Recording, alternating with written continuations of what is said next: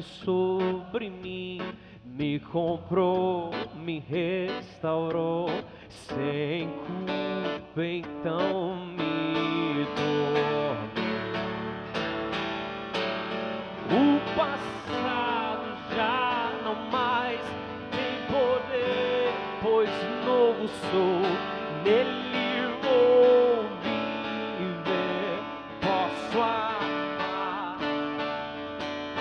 Toda morte e sofrer não me assustarão jamais, pois foi Ele quem venceu em meu lugar. Jesus Cristo, Rei dos Reis, nos trouxe a redenção, a esperança retornou-se paz.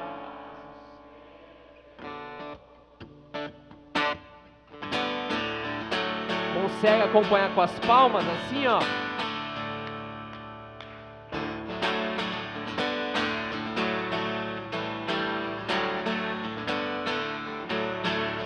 Vamos todo mundo.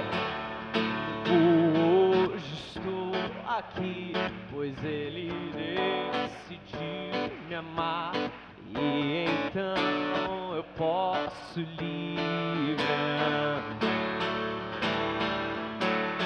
O seu sangue sobre mim me comprou, me restaurou, sem culpa então me tornou. O passado já não mais tem poder, pois novo sou, nele vou viver, posso amar. Toda morte e sofrer não me assustarão jamais, pois foi Ele quem venceu em meu lugar.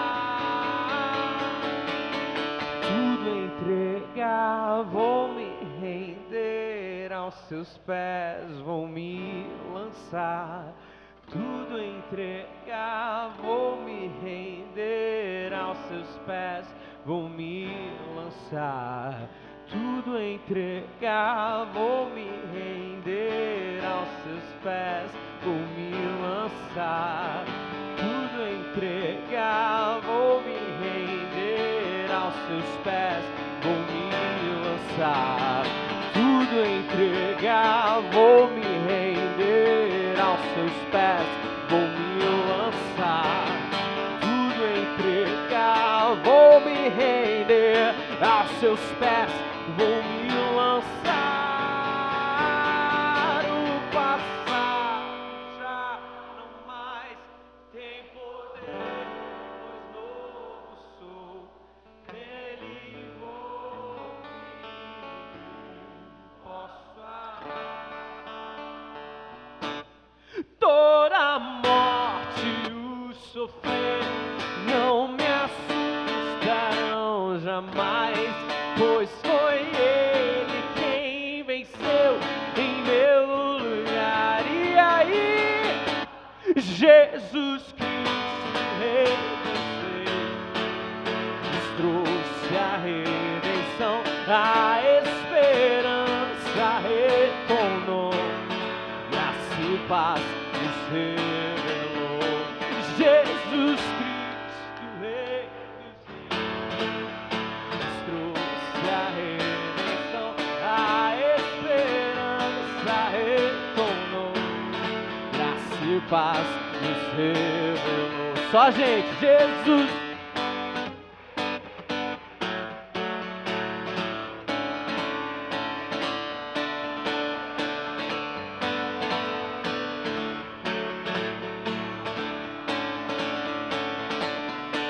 Jesus Cristo, Rei dos Reis, nos trouxe a redenção, a esperança retornou, graça e paz nos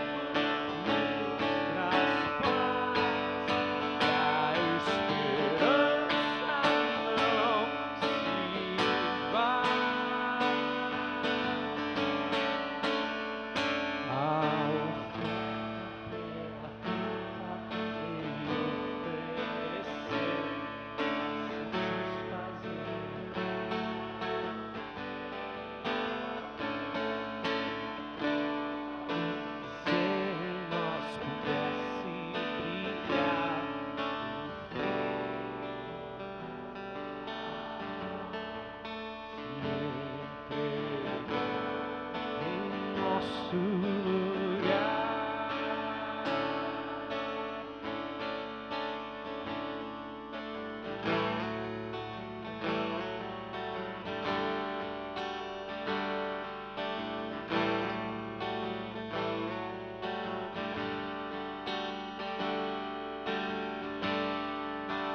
Mais rejeitado entre os homens, ainda assim carregou nossas o seu castigo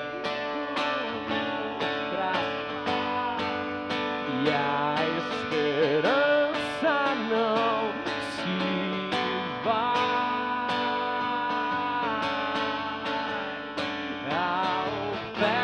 Pela culpa ele ofereceu pra satisfazer o Criador. Ele morreu pra que a sua luz em nós pudesse brilhar. O amor se entregou em nosso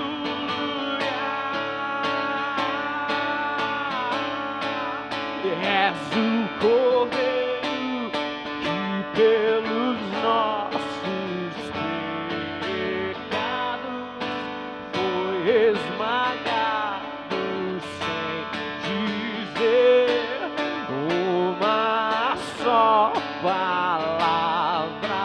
Se entregou aos cravos de amor, sua vida até a morte, provando a ira amarga pra nos dar sua doce graça e nos fazer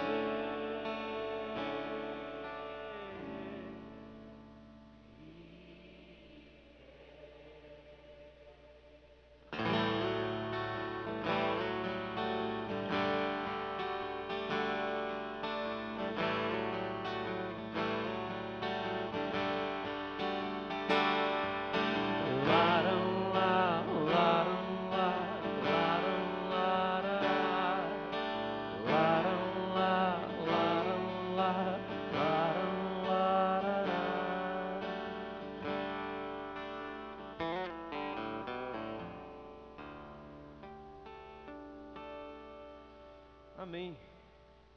Deus seja louvado.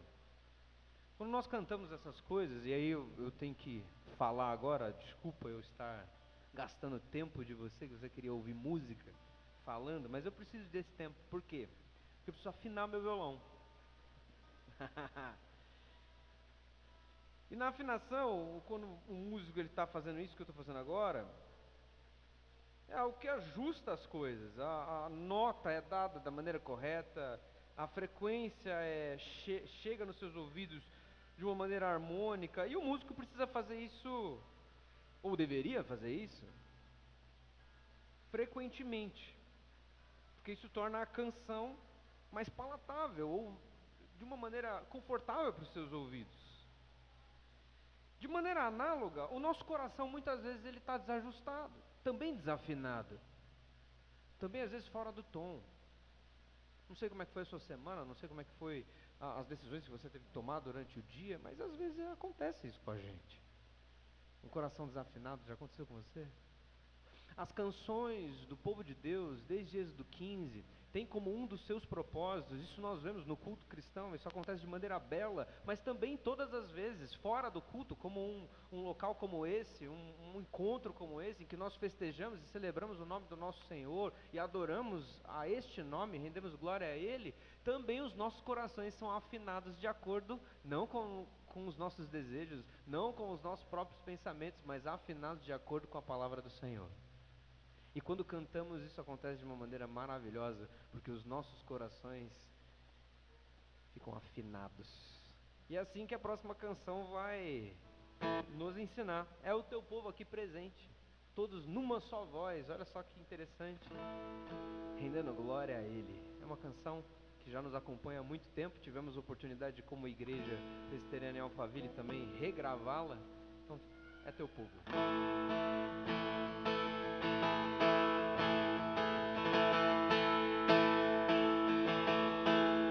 É o teu povo aqui presente, todos numa só voz, declarando que só tu és, exaltando seu doce nome.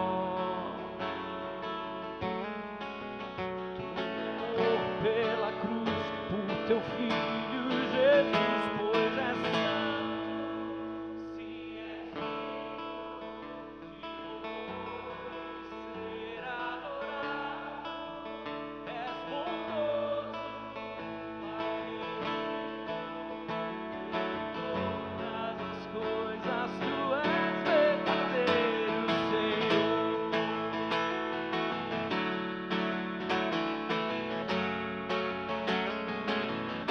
Começo é teu povo aqui presente, todos numa só voz, declarando que só tu és santo, exaltando doce nome.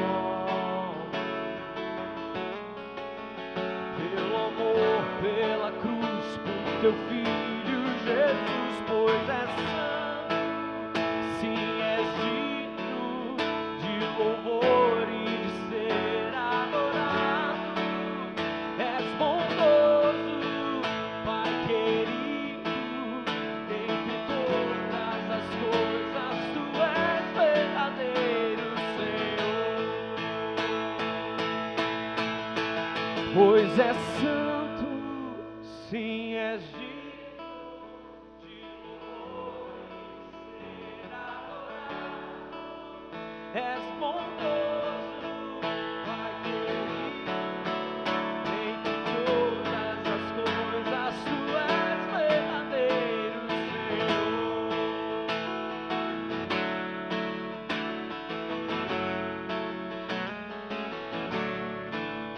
pois é santo, sim, és digno de louvor e de ser adorado, és bondoso, Pai querido, dentre todas as coisas tu és verdadeiro, Senhor.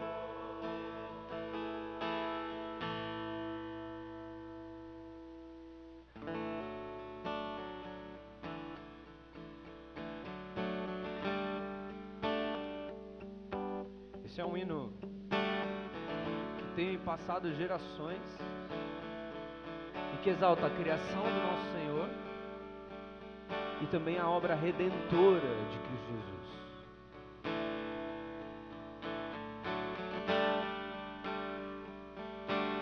Senhor meu Deus, quando eu maravilhado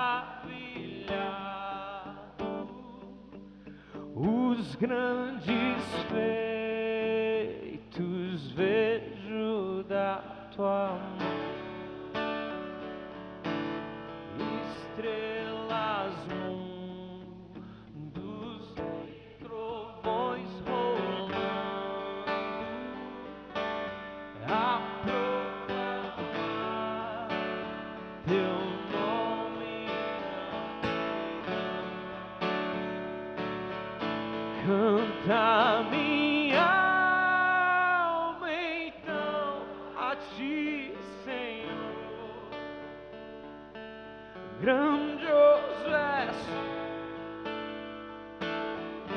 grandioso és tu, canta minha alma então a ti, Senhor, grandioso és tu, grandioso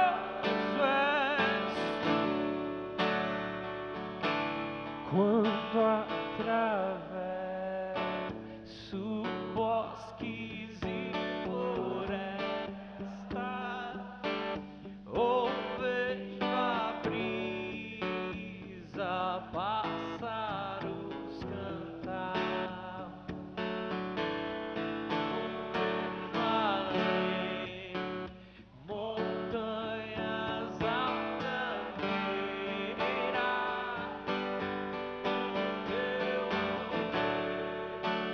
e glória proclamar. Canta minha alma a ti, Senhor. Grandioso és tu, grandioso és tu. Canta minha alma então a ti, Senhor. Grandioso és tu, grandioso és tu.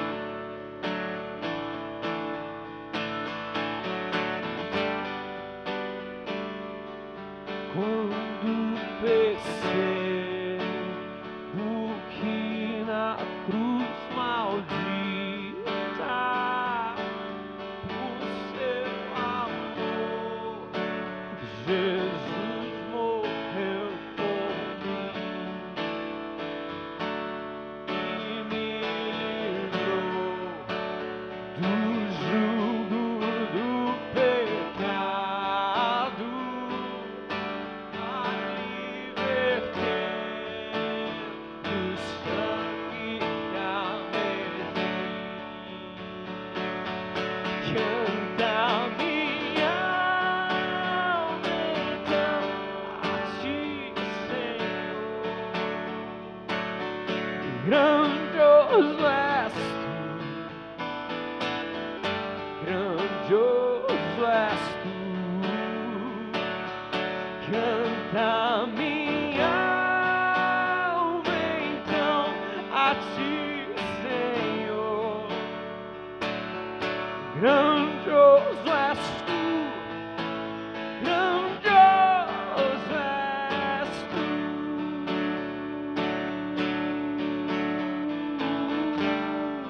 A obra redentora de Cristo Jesus nos aponta uma esperança.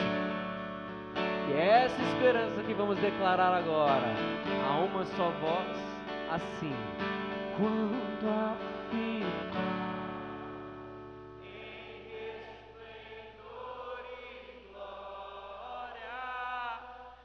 Jesus abrir as portas da mansão, eu hei de estar de joelhos entre os santos, na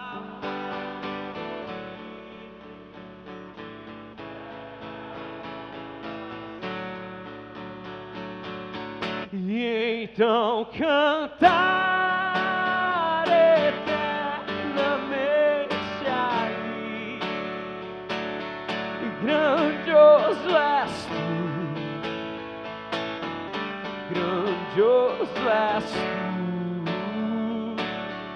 E então cantar eternamente ali. Grandioso és tu, grandioso és tu. Vamos mais uma vez. E então cantar eternamente ali. Grandioso és tu, grandioso és tu. E então cantar eternamente ali. Grandioso és tu, grandioso és tu. Grandioso és tu.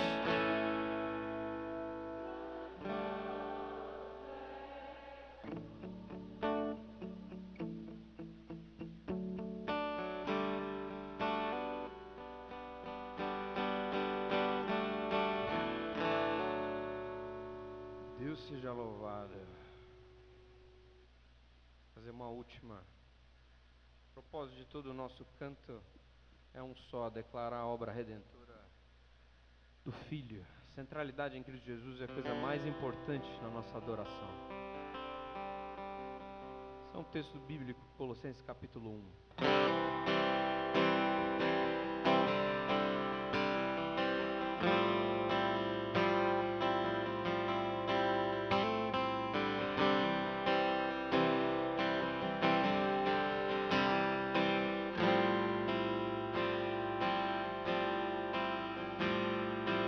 Ele é a imagem do Deus invisível.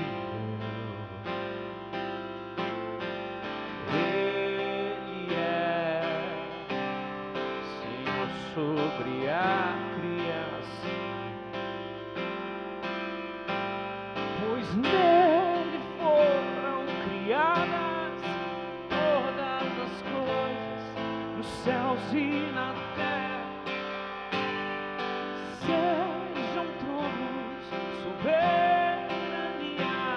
poderes ou autoridade. Ele é antes de tudo e a todos sustenta pela palavra, pois foi do agrado de Deus que em tudo Ele tenha supremacia.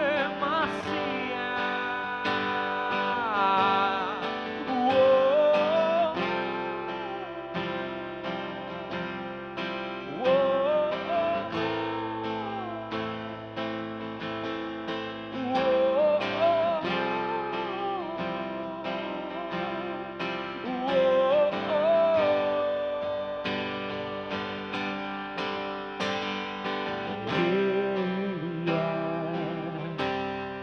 o resplendor da glória do Pai. Ele é a exata expressão do seu ser, pois nele foram criadas todas as coisas nos céus e na terra, sejam tronos, soberanias, poderes ou autoridade. Ele é antes de tudo e a todos sustenta pela palavra, pois foi no agrado de Deus que em tudo Ele tenha supremacia.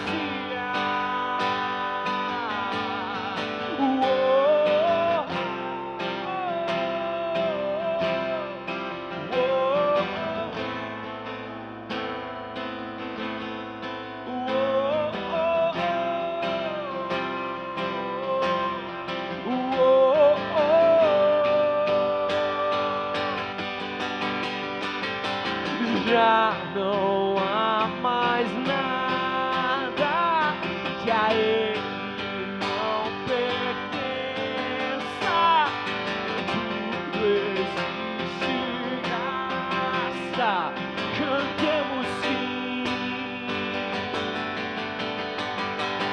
Já não há mais nada que a Ele não pertença. Em tudo existe graça. Cantemos sim.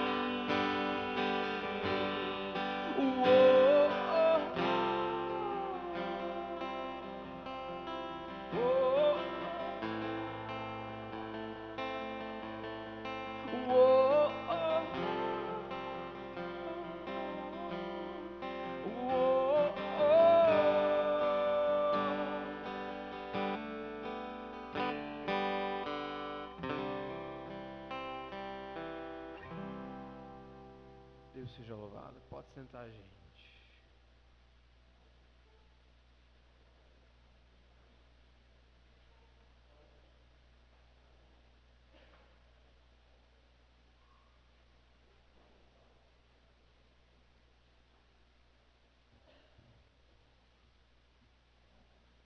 Meus irmãos, louvado seja Deus, que de fato é o Criador de todas as coisas, é o nosso sustentador. Estamos aqui para louvar e agradecer o nome desse Deus. E agora nós vamos ouvir a ministração de sua palavra. Nesse instante, com o reverendo Rodrigo, e ele vai assim se apresentar e dará continuidade assim ao nosso trabalho. Que Deus nos abençoe e nos instrua em nome de Jesus. Amém.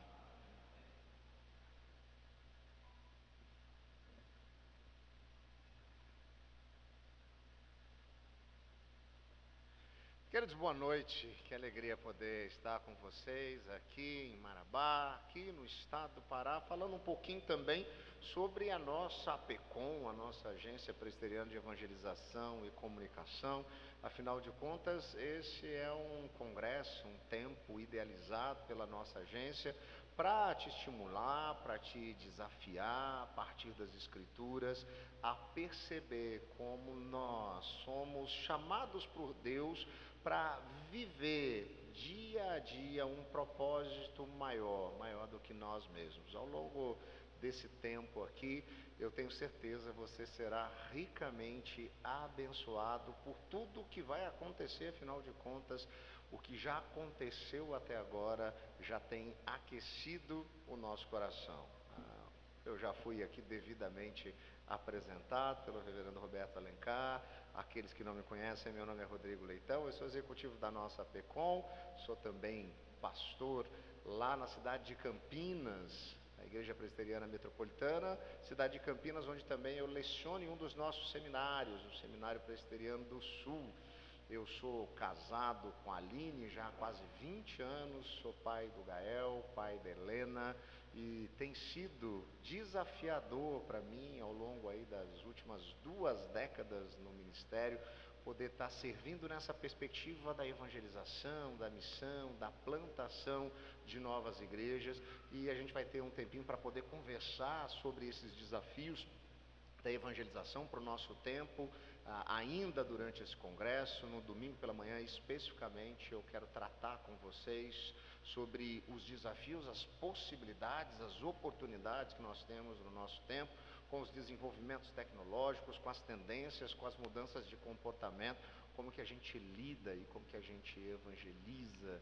Mas hoje eu queria, de maneira talvez bem singela, estimular você a entender o que de fato está por detrás de tudo isso que nós vamos conversar.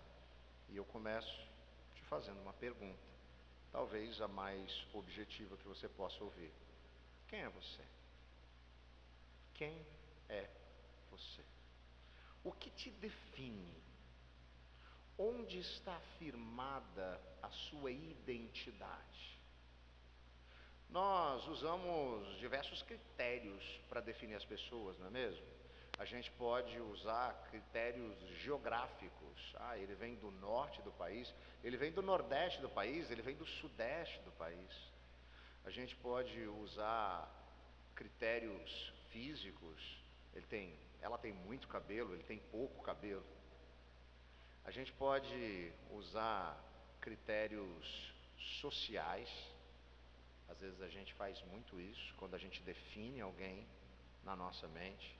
A gente pode usar critérios profissionais. Ele é um advogado, ela é uma médica, ele é um dentista, ela é uma professora. Mas a pergunta que fica é: quando você vai falar sobre você mesmo, qual critério que você usa? O que te define? Quem é você? Eu queria hoje refletir sobre uma grande história que nos define. Para tanto, eu queria convidar você a abrir ou a ligar a sua Bíblia no livro de Esdras, capítulo de número 5. Esdras, capítulo de número 5. Eu vou fazer aqui a leitura do versículo de número 9 até o versículo de número 17. Esdras 5, do 9 ao 17. Eu vou fazer a leitura aqui na NVI, na Nova Versão Internacional da Bíblia. Você pode acompanhar na versão que você tem aí em mãos, mas eu faço um desafio para você, que ainda durante essa semana você leia e releia esse trecho da Palavra de Deus, que nos diz o seguinte: Então, perguntamos aos líderes: quem os autorizou a reconstruir este templo e esses muros? Também perguntamos os nomes dos líderes deles, para que registrássemos para a tua informação. Esta é a resposta que nos deram: somos servos do Deus dos céus e da terra. Estamos reconstruindo o templo construído há muitos anos, templo que foi construído e terminado por um grande rei de Israel. Mas, visto que os nossos antepassados irritaram o Deus dos céus, ele os entregou nas mãos do babilônio Nabucodonosor, rei da Babilônia, que destruiu este templo e deportou o povo para a Babilônia. Contudo, no seu primeiro ano como rei de Babilônia, o rei Ciro emitiu um decreto ordenando a reconstrução desta casa de Deus. Ele mesmo tirou do templo da Babilônia os utensílios, ele até mesmo tirou do templo da Babilônia os utensílios de ouro e de prata da casa de Deus, os quais Nabucodonosor havia tirado do templo de Jerusalém e levara para o templo da Babilônia.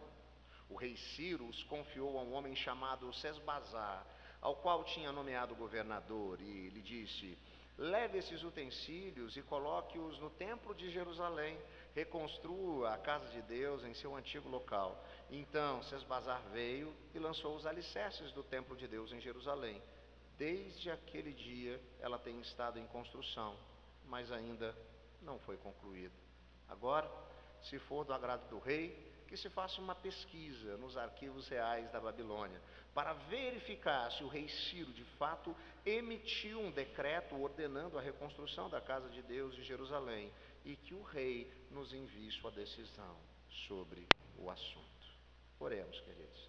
Deus eterno, que a sua palavra venha como uma espada penetrante ao nosso coração, nos trazendo sabedoria, sensibilidade e discernimento, para compreendermos aquilo que o Senhor quer fazer em nós e através de nós, no nome de Jesus.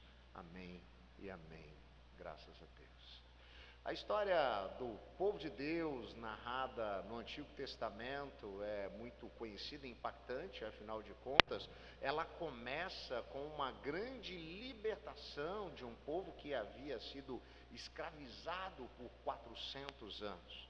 Mas logo na sequência passa grandes aventuras e desventuras no deserto, até que efetivamente possa entrar em uma terra que o próprio Deus havia prometido para aquele povo. Mas Deus também tinha dito para aquele povo que a desobediência, voltar as costas para Deus, traria para aquele povo a possibilidade da dispersão, de perder aquilo, de não estar mais sob o cuidado de Deus e nem estar naquele lugar. Vocês conhecem um pouco da história e da trajetória de Israel como um reino unificado e depois como um reino dividido, que sim vira as costas para Deus, que opta por adorar outros deuses.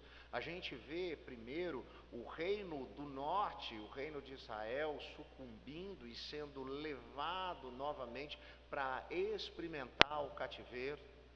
E isso também acontece com o reino do sul, com o reino de Judá, que em um determinado momento, depois de ter se voltado contra Deus, experimenta mais uma vez na sua trajetória a escravidão, ser cativo.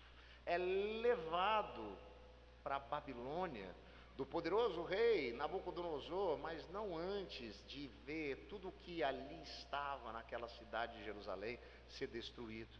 Desde os muros que cercavam a cidade até o templo, que para eles tinha um significado para lá de importante. Afinal de contas, ali estava a presença de Deus entre eles. Por que eu estou recordando toda essa história com você? Porque esse texto que nós lemos, ele narra exatamente o momento em que, depois de o povo ter sido levado ali ao cativeiro, e depois de anos com Nabucodonosor ali na Babilônia, há um novo rei que assume o posto.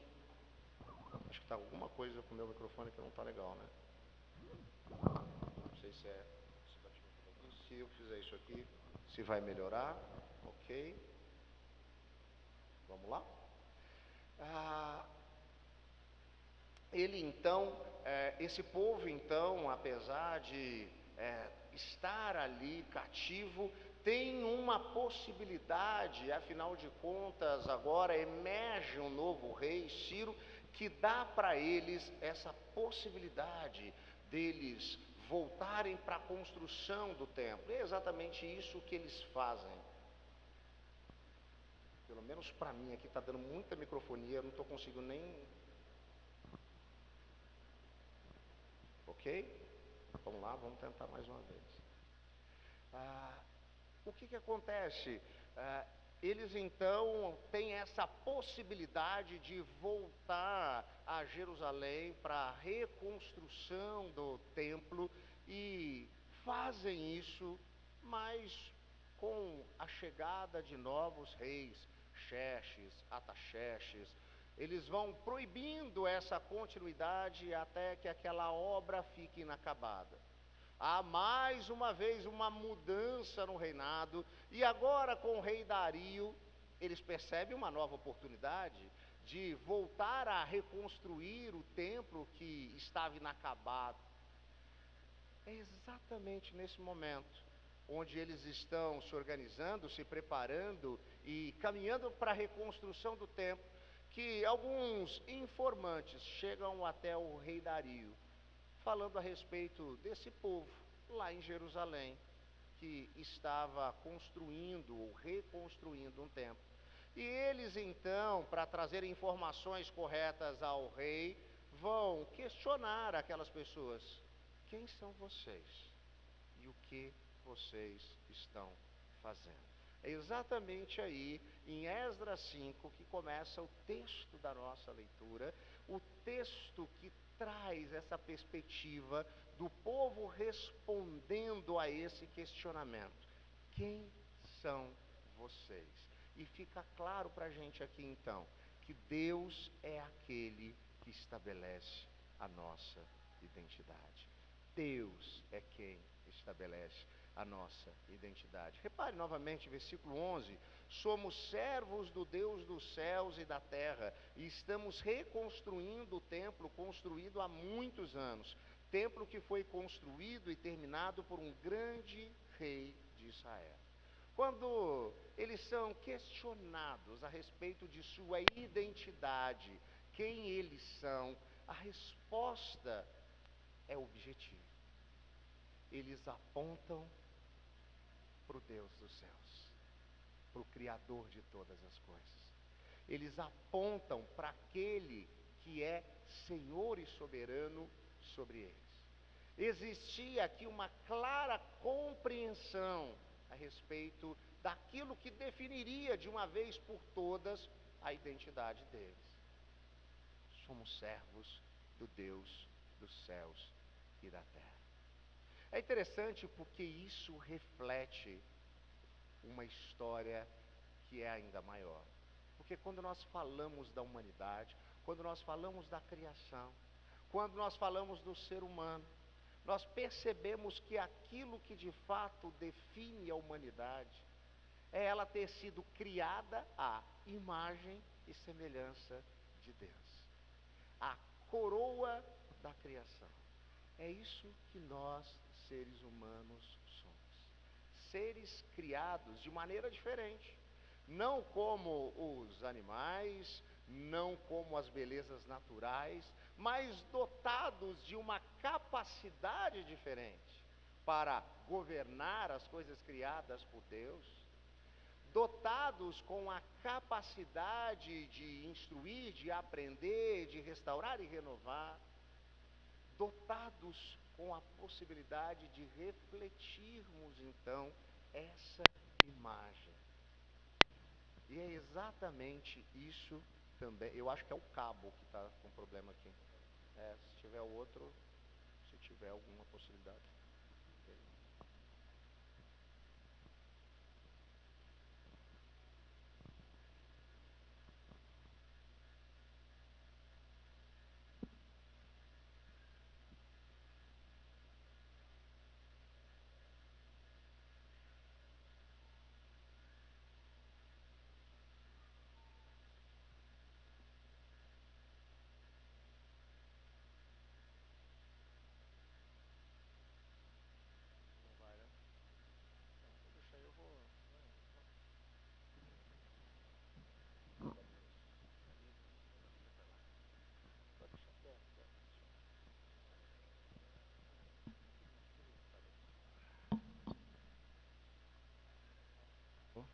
Alô? 1, 2, 1, 2.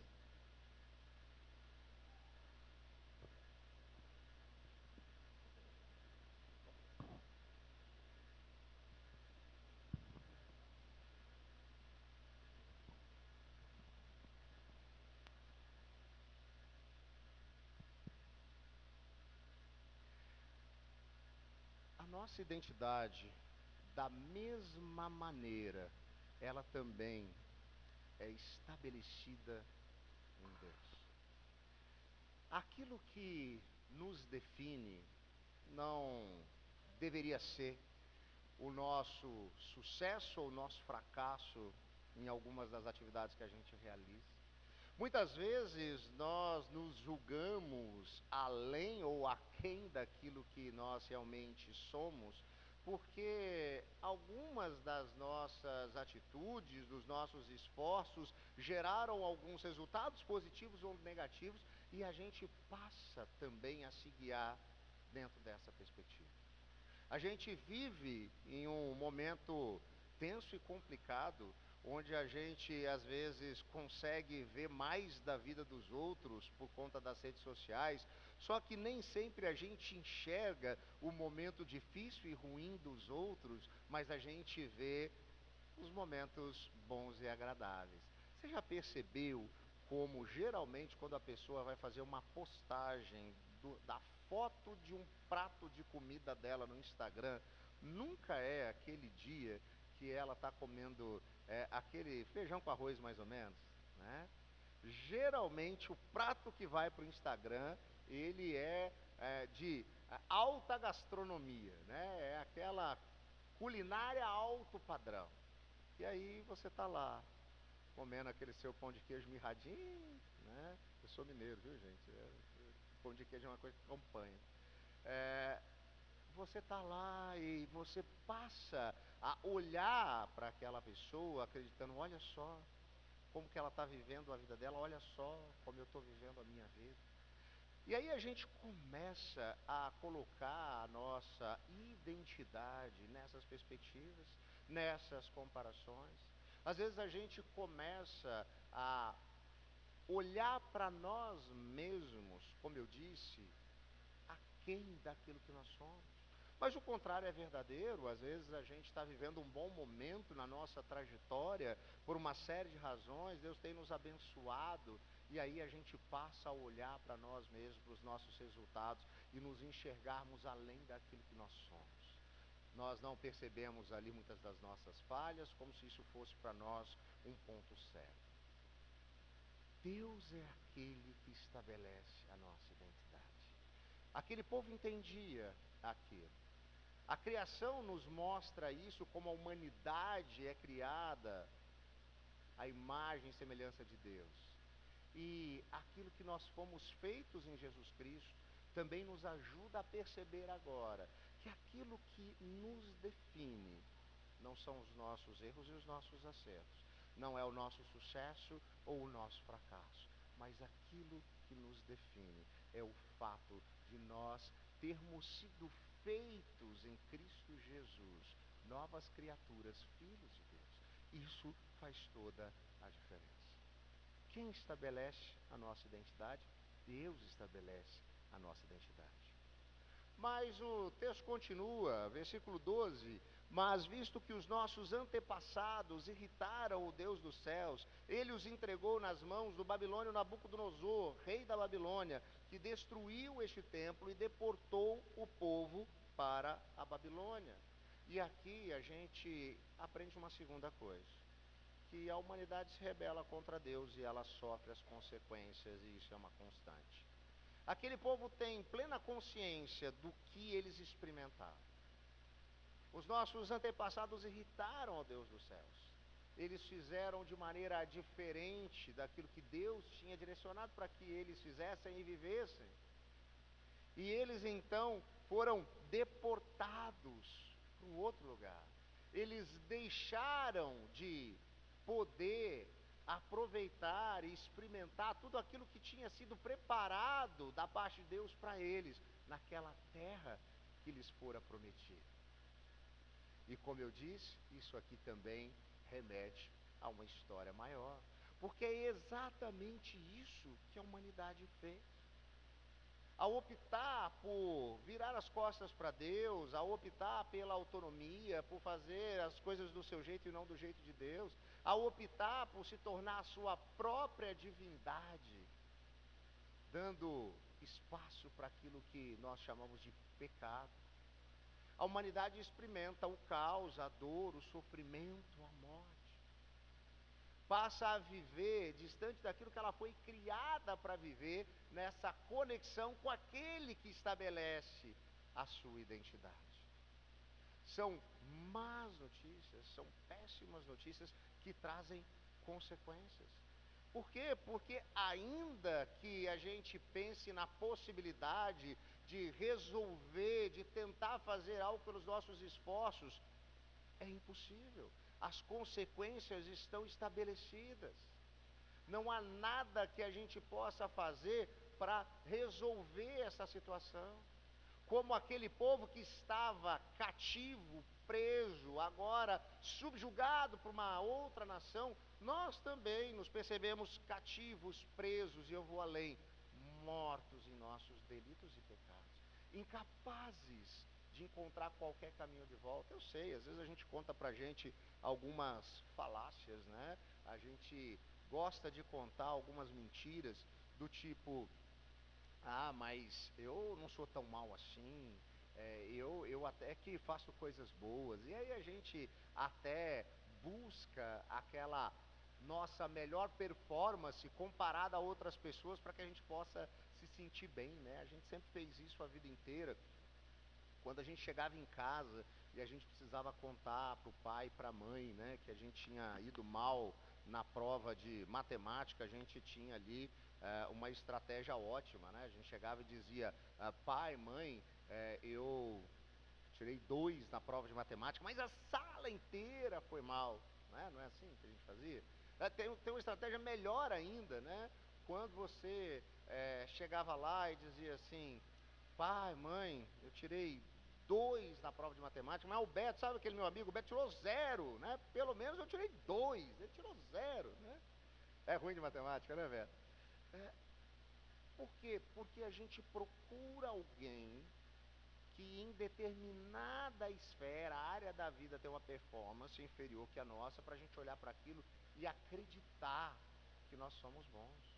É como aquele marido que é questionado pela esposa porque ele não está dando atenção à família, aos filhos, está sempre trabalhando, e ele responde: mas pelo menos eu não sou igual aquele marido da sua prima que vive bebendo no boteco. Quem falou do marido da prima?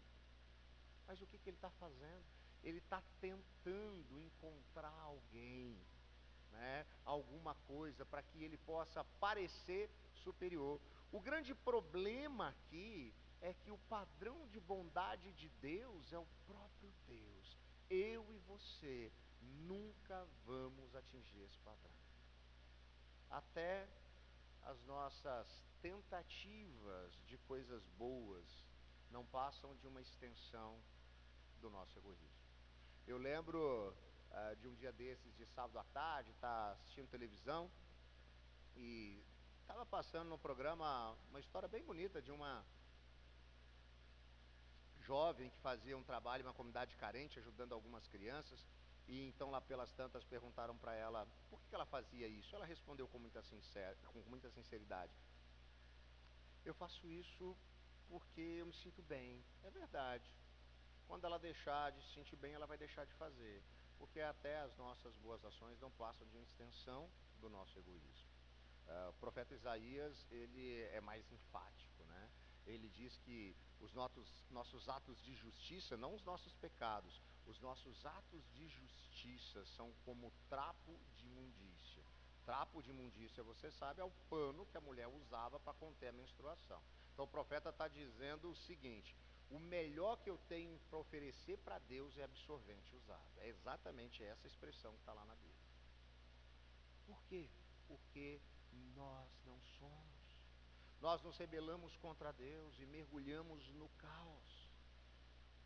Nós experimentamos essas consequências. Consequência da separação do relacionamento com Deus. consequência de saber que um dia os nossos olhos vão fechar aqui na história. A morte física, por si só, deveria fazer com que a gente tivesse nojo do pecado, mas também consequências de uma eternidade longe do lugar para o qual nós fomos criados para viver. Você consegue perceber como essa história tem impacto em nós? É disso que aquele povo está respondendo quando questionado quem eles são. Eles estabelecem a sua identidade em Deus, mas eles relembram as más notícias. E nós precisamos constantemente relembrar as más notícias, de que nós estávamos mortos em nossos delitos e pecados, e que isso trouxe consequências, e que as nossas decisões equivocadas hoje, como igreja, como marido, como esposa, como pais e como filhos, também trazem consequências. Eu sei, a gente está falando de más notícias, mas Deus é tão maravilhoso e rico em misericórdia, que Ele derrama graça sobre o seu povo. Olha o que diz o versículo 13. Contudo, no seu primeiro ano como rei da Babilônia, o rei Ciro emitiu um decreto ordenando a reconstrução dessa casa de Deus. Olha só, o povo está ali, cativo, ficou anos e anos e anos cativo, sofrendo as consequências de terem se rebelado contra Deus. Não tem como eles criarem uma força-tarefa, eles não conseguem ter um exército que vai vencer o exército babilônico ou o exército persa. Mas Deus faz algo sobrenatural acontecer. Ele levanta um rei pagão, um rei que não conhecia a fé daquele povo, que não vivia a fé daquele povo, mas que vai fazer o quê? Libertar aquele povo. Deus, rico em misericórdia, derrama graça sobre o seu povo. Ele faz para o povo aquilo que o povo não poderia fazer. Isso também remete a uma grande história, porque é exatamente isso que foi feito por nós em Cristo Jesus. O Deus encarnado que entra na história para caminhar resolutamente na direção da cruz, para derramar a sua vida e o seu sangue, pagando o preço que eu e você não conseguiríamos pagar. Nós agora percebemos o amor de Deus revelado de forma tão sobrenatural, que isso constrange o nosso coração, isso nos impacta, isso nos faz responder de maneira completamente diferente a tudo, porque agora que os nossos olhos são abertos para essa realidade da nossa condição e para o amor de Deus que é revelado em Jesus, isso nos enche de alegria. Isso nos enche de conforto, isso nos enche de expectativas, isso nos faz enxergar o mundo à nossa volta de uma forma completamente diferente. Eu e você somos alvos deste amor, desta graça e dessa misericórdia. A sua identidade está estabelecida no Deus que te criou. Apesar de nós nos voltarmos contra Deus e experimentarmos as consequências disso, Ele continua nos amando, e Ele prova isso em Jesus. Essa mensagem do Evangelho é aquilo que aquece o nosso coração, porque essa é a história que nos define. Quando eu pergunto agora para você, quem é você? Você pode dizer pelo sacrifício de Cristo que você é um filho amado, uma filha amada, em quem o Senhor se alegra e tem prazer. Por quê? Porque você foi capaz de conquistar isso? Porque você tem uma bondade que se iguala à bondade de Deus? Não, por graça. Deus nos perdoa de nossos pecados em Cristo Jesus, aquele que pagou pelos nossos pecados. Mas se você caminhar um pouquinho no nosso texto e chegar no versículo 16, você vai perceber aqui então o seguinte: eles vão responder, então Sesbazar veio e lançou os alicerces do templo de Deus em Jerusalém. Desde aquele dia ela tem estado em construção, mas ainda não foi concluída, essa missão não acabou. Isso era algo muito importante para eles, porque não era simplesmente o fato de deixar um espaço físico bonito e agradável. Não era simplesmente falar de uma reforma estrutural para deixar aquele templo mais bonito ou pelo menos acessível. Existia na compreensão deles um entendimento muito específico a respeito daquele templo. Ali, Deus habitava. Deus estava com eles por meio do templo. A importância da reconstrução do templo, ela vai muito além do que simplesmente poder ter um lugar bonito para se conviver, mas poder ter um lugar onde Deus habita. Então, eles se percebem comissionados por Deus para o cumprimento daquela missão. Ela não está concluída, as bases foram lançadas, mas até hoje não foi concluído. É por isso que nós estamos fazendo isso. Essa é a resposta que eles dão. Essa é a resposta definitiva que eles dão. Nós estamos fazendo isso porque nós temos essa missão. Nós precisamos reconstruir esse templo. É interessante, porque nós também somos comissionados por Deus ao cumprimento de uma missão. De vivermos o Evangelho de tal forma, de transbordarmos o Evangelho de tal forma, que pessoas possam ser impactadas, que seus olhos possam ser abertos pela ação do Espírito Santo, que convence do pecado, da justiça e do juízo. Sabe por quê? Porque essas pessoas se tornarão, assim como nós nos tornamos, morada, habitação de Deus. Porque é isso que Ele faz agora. Ele não habita mais em um templo feito por mãos humanas, como naquele momento histórico, mas Ele habita em mim, e Ele habita em você. Nós recebemos da parte de Deus um ministério, o ministério da reconciliação. Por meio de Cristo, Deus está reconciliando consigo o mundo. Ele nos confiou essa mensagem. Essa é a nossa missão.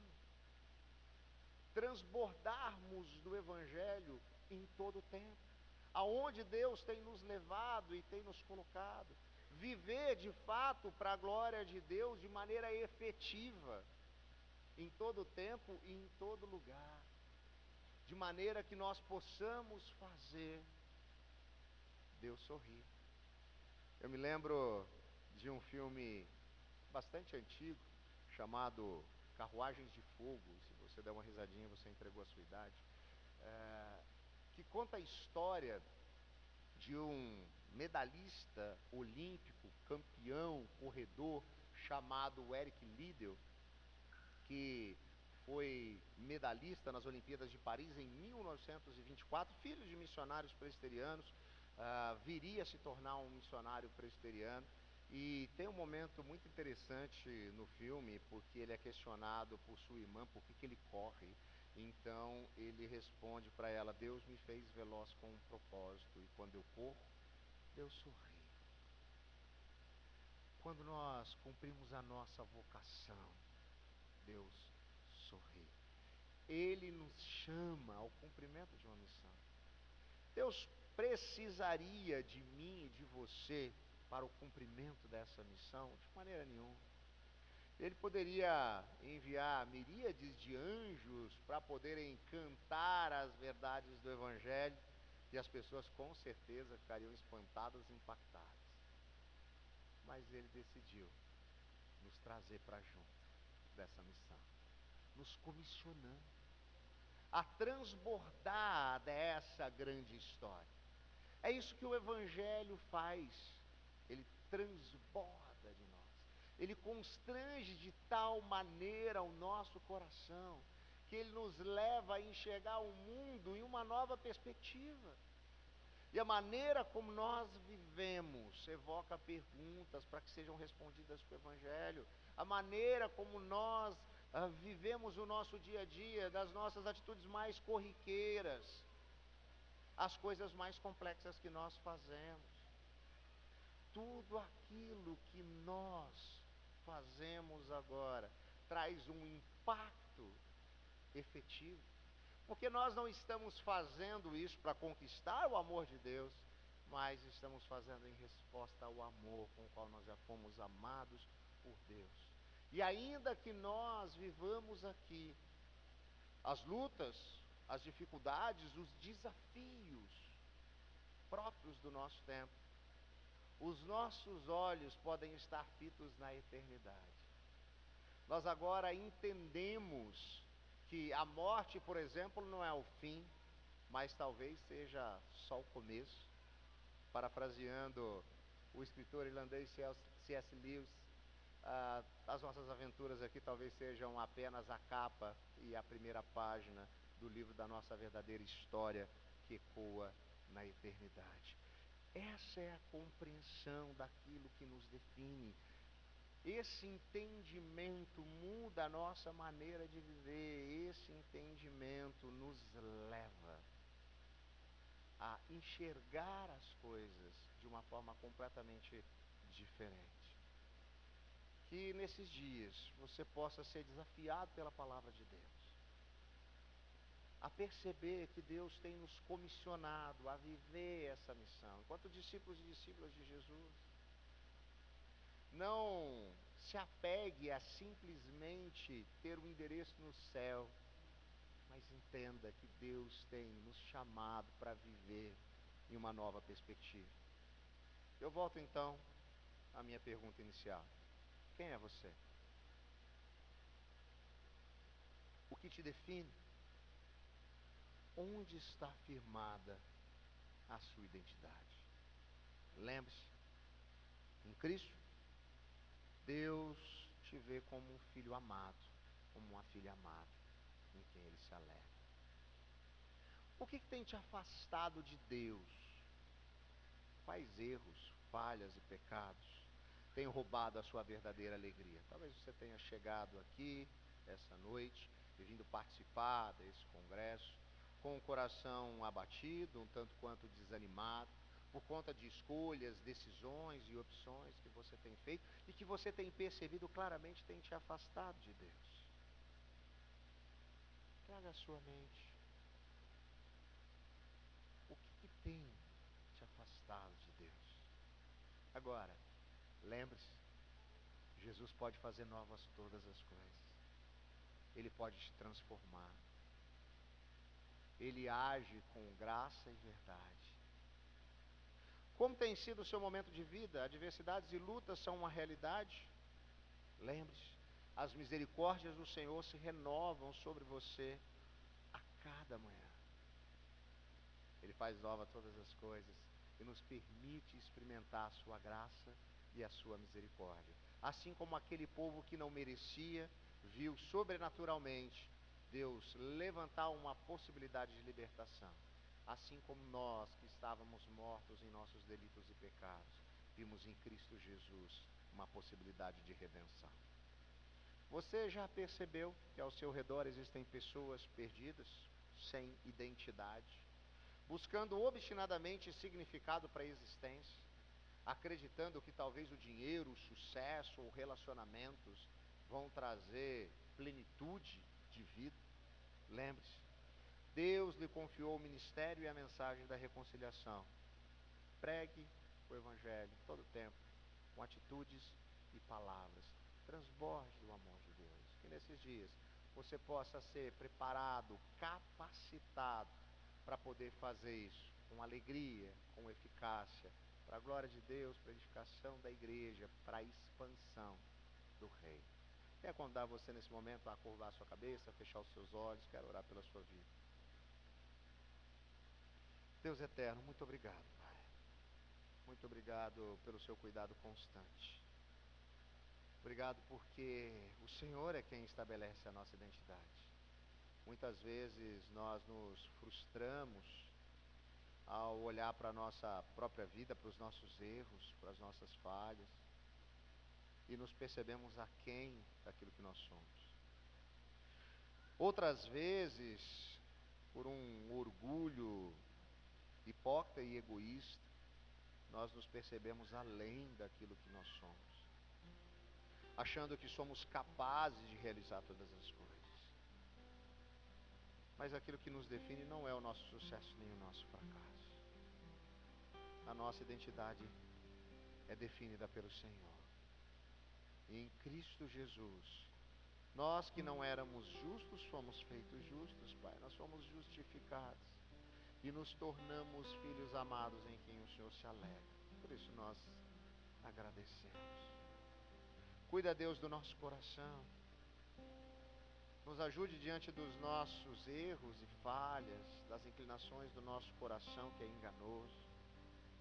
Nós sabemos que o Senhor pode transformar, e a minha oração no dia de hoje é que o Senhor faça isso. Que por meio da pregação do Evangelho, pessoas sejam impactadas. Que o Senhor os cure espiritualmente, que eles possam entender e compreender as más notícias daquilo que o pecado fez conosco, mas as boas notícias de que fomos amados e trazidos de volta para um relacionamento real contigo por meio de Cristo Jesus. Nos ajuda diante das lutas, das adversidades. Nós pedimos, Deus, que as suas misericórdias se renovem sobre nós, que o Senhor abra portas para aqueles que precisam, que o Senhor restaure relacionamentos, que o Senhor dê uma nova compreensão sobre todas as coisas.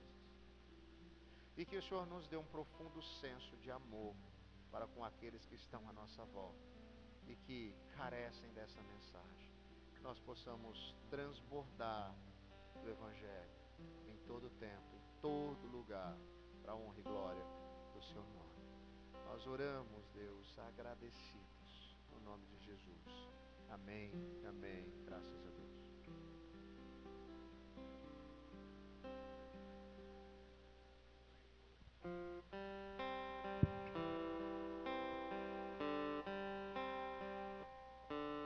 Vamos ficar de pé? Depois de uma palavra que desafia o nosso coração, cantaremos em resposta, dizendo assim: nova vida para sempre, uma família,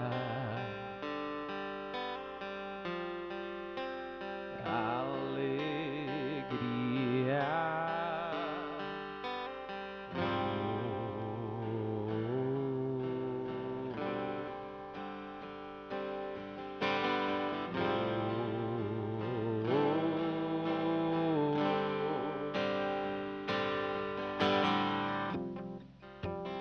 Caminha o amor, buscar,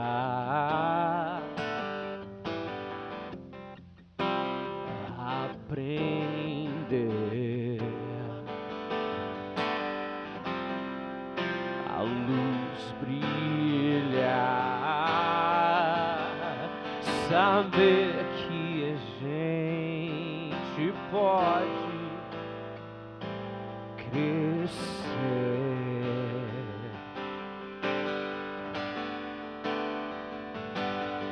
viver, chorar, dançar e se alegrar.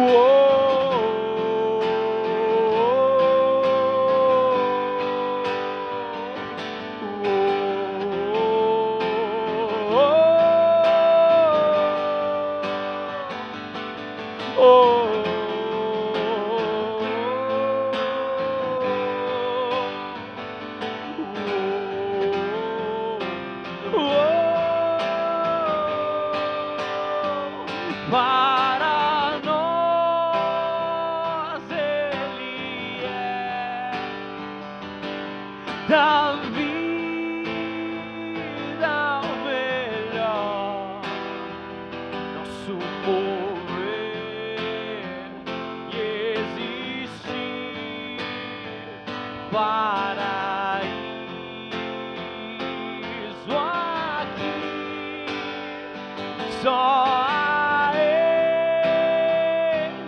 entregar o princípio e o fim do universo.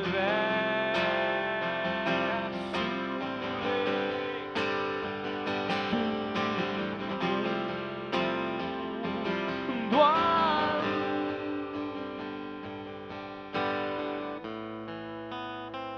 Nós cantamos com base não naquilo que imaginamos sobre Deus, mas do que o próprio Deus disse, baseado na sua revelação, na sua palavra.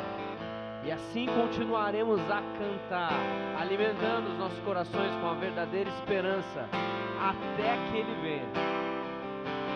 As mulheres primeiro, vamos lá.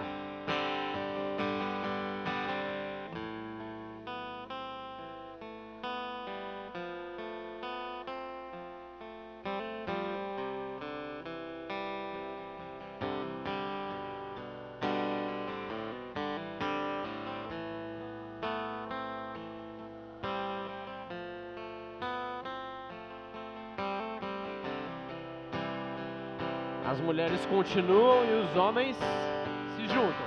Nosso refúgio, fortaleza, nossa força nas batalhas, o perfeito sacrifício,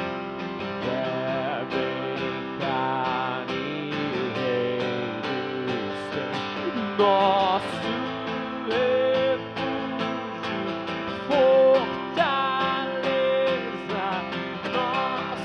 refúgio,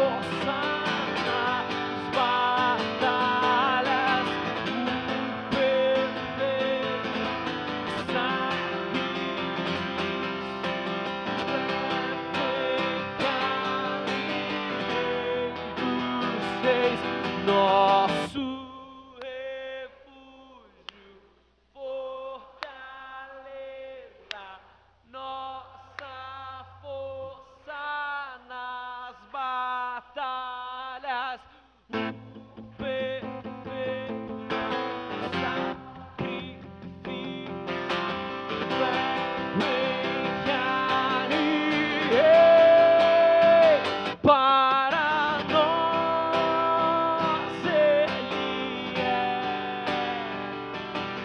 da vida o melhor, nosso mover e existir paraíso aqui, só a Ele entregar o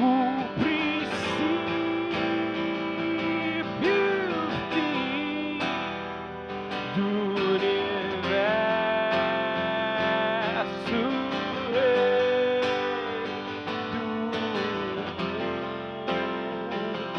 do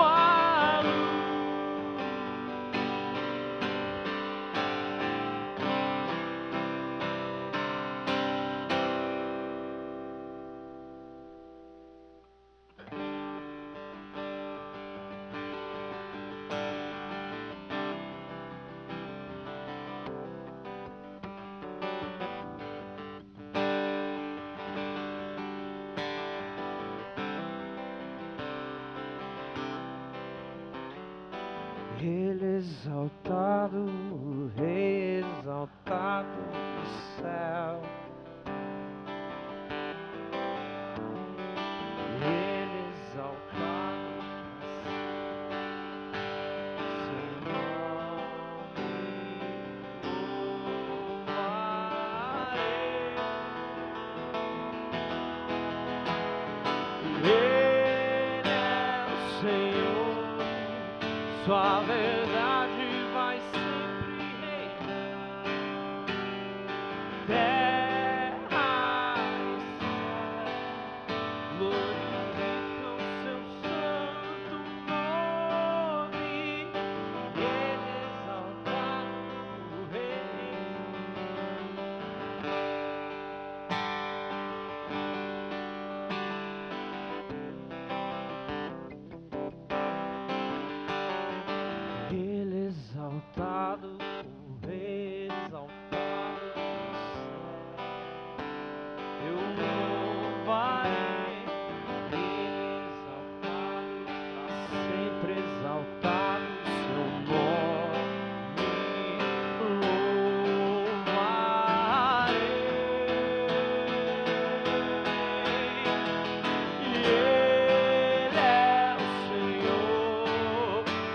verdade vai sempre reinar.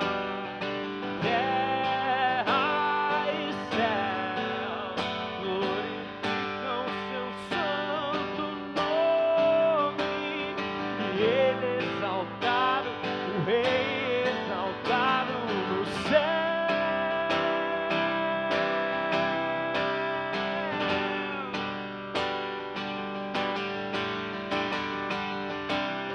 Todos juntos cantaremos quem é o digno do nosso louvor, assim ó.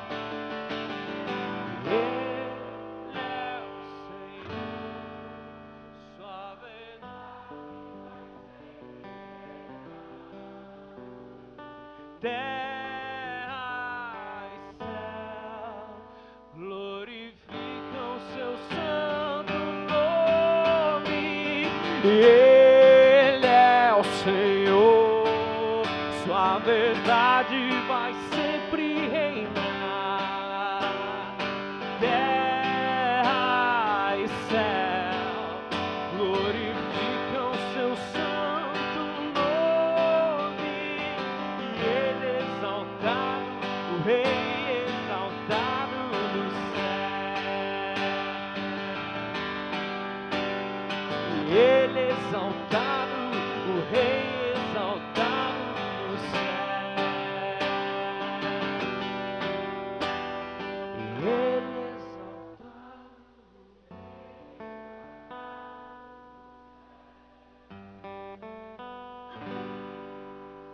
Amém. Glória a Deus.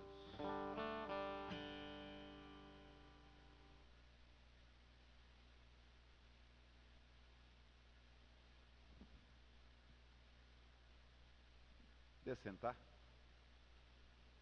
Quero convidar Reverendo Robinson e Reverendo Rodrigo aqui com a gente, Gui também, o Reverendo Bruno. Nós já estamos caminhando para esse encerramento do primeiro dia. Muitos viajaram, precisam descansar. Amanhã, como todos já perceberam, na programação é livre, né, de manhã, Reverendo Bruno, até porque alguns estarão chegando ainda pela manhã. Mas à tarde nós teremos as 2 oficinas. Então vou pedir que o Gui fale um pouquinho sobre a oficina dele. Gente, boa noite. A ideia de amanhã é talvez trazer a parte teórica daquilo que nós acabamos de fazer, ou quando nós estamos cantando junto em qualquer contexto como igreja, de entender como a música, em seus aspectos filosóficos, estéticos e todos os outros aspectos, pode contribuir com o culto cristão e também com o canto congregacional da igreja.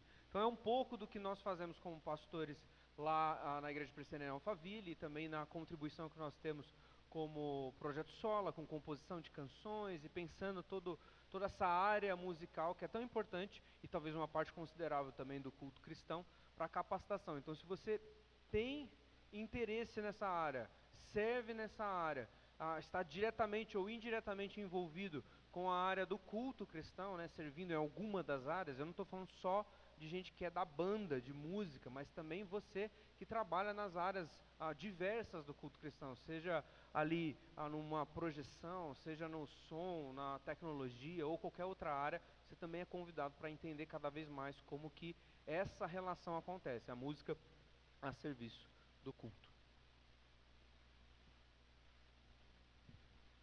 O Reverendo Robinson vai fazer também uma palestra amanhã. Aproveita e fala do seu filho novo. E essa palestra, acho que a gente vai precisar sair da frente para projetar, para a gente ter uma ideia. Aqui, acho que o senhor precisa vir para cá, porque o microfone funciona aqui desse lado.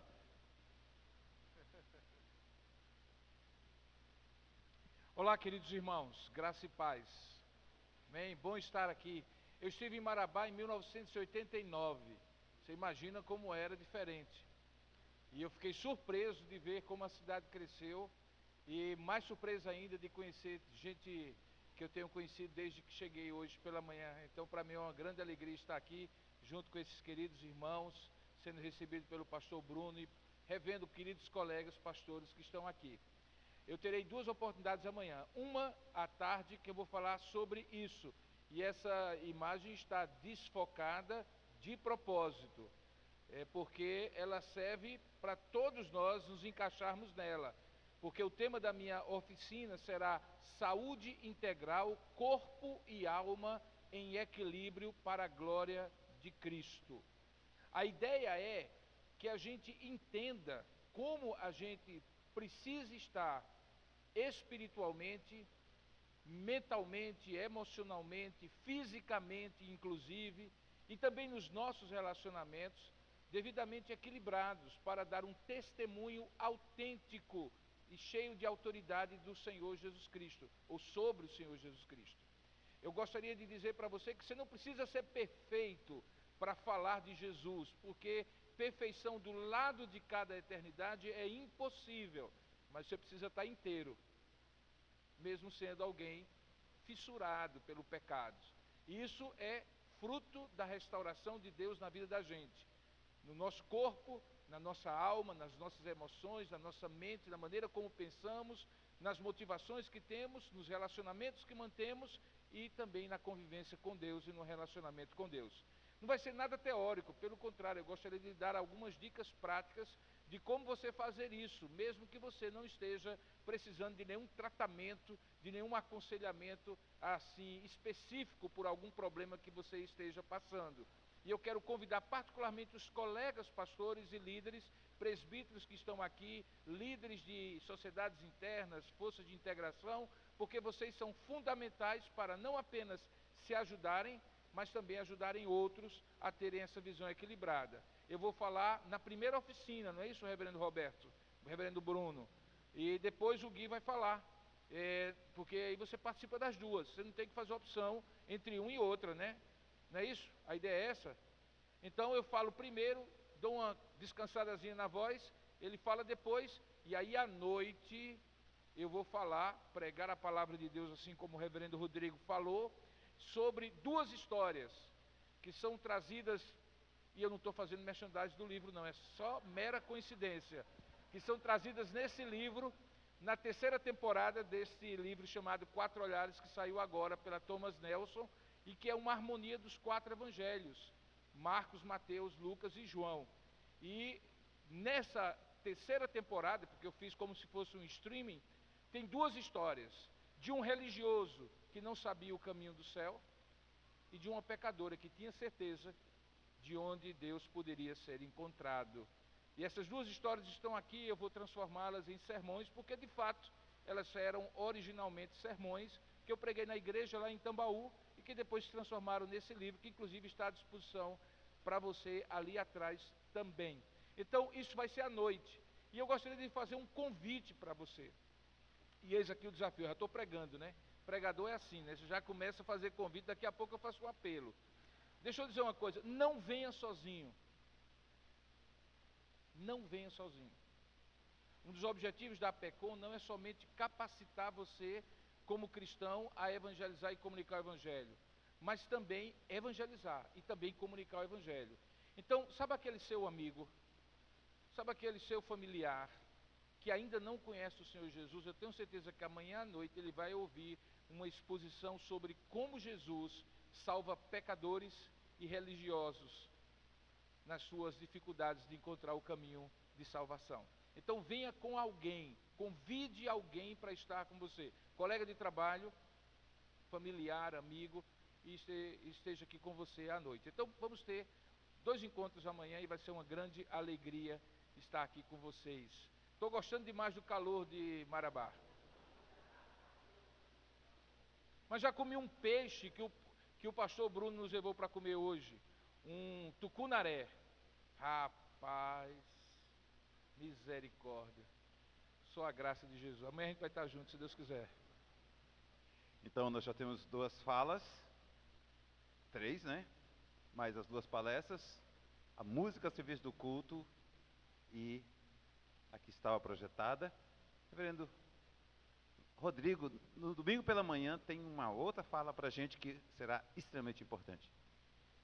E aí a gente encerra tudo isso no domingo pela manhã, falando sobre a evangelização para o mundo contemporâneo, os desafios que temos no nosso tempo. A gente tem falado aqui sobre o evangelho, sobre nós vivermos isso, transbordarmos isso no nosso tempo, mas esse mundo tem algumas características e faz com que a gente precise ficar muito atento a todas elas para que nós possamos fazer com excelência aquilo que nós fomos comissionados para fazer. Então a ideia no domingo pela manhã é a gente fazer uma análise, a gente vai olhar para o nosso tempo, olhar para algumas coisas boas, algumas coisas ruins, algumas tendências, desafios, oportunidades e, de alguma maneira, perceber como nós poderemos ser efetivos aí dentro da nossa evangelização.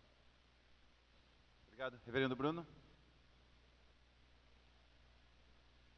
Meus irmãos, louvado seja Deus, por essa preciosa oportunidade que tivemos, mas eu quero dar só alguns rápidos detalhes para a gente finalizar.